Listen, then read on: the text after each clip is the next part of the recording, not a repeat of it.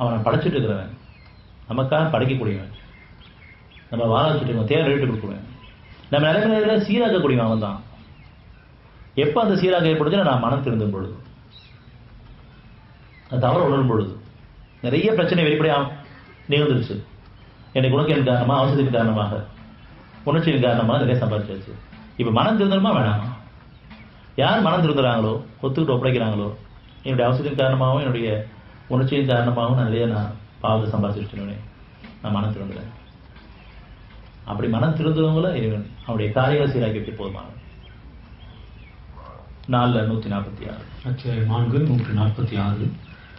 எவர் சீர்திருந்தி அல்லாஹ்வை உறுதியாக பற்றிக் கொண்டு தங்களுடைய பாதையை அல்லாஹ்வுக்காக தூய்மையாக்கிக் கொண்டார்களோ அவர்கள் நம்பிக்கையாளர்களுடன் இருப்பார்கள்.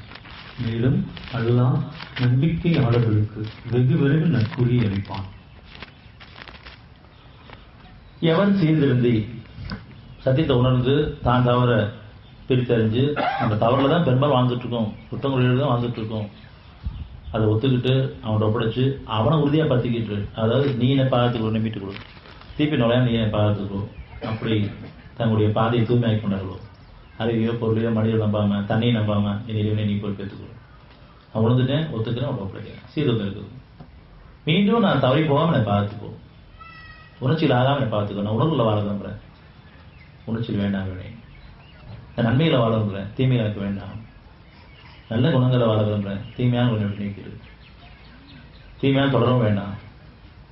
எவர் சீர்திருந்தி அல்லாஹ்வை உறுதியாக பற்றி கொண்டு தங்களுடைய பாதையை அல்லாஹ்வுக்கான தூய்மையாக்கி கொண்டார்களோ இது நேரான பாதை. என்னுடைய தேவைக்கு நான் பக்கம் திரும்புகிறேன், இது நேரான பாதை. தீமையிலிருந்து விலகிறதுக்கும் நன்மையை வாழ்றதுக்கும், எனக்காக என் குடும்பத்துக்கும் என் சமுதாயத்துக்கும் நான் பக்கம் திரும்புகிறேன்.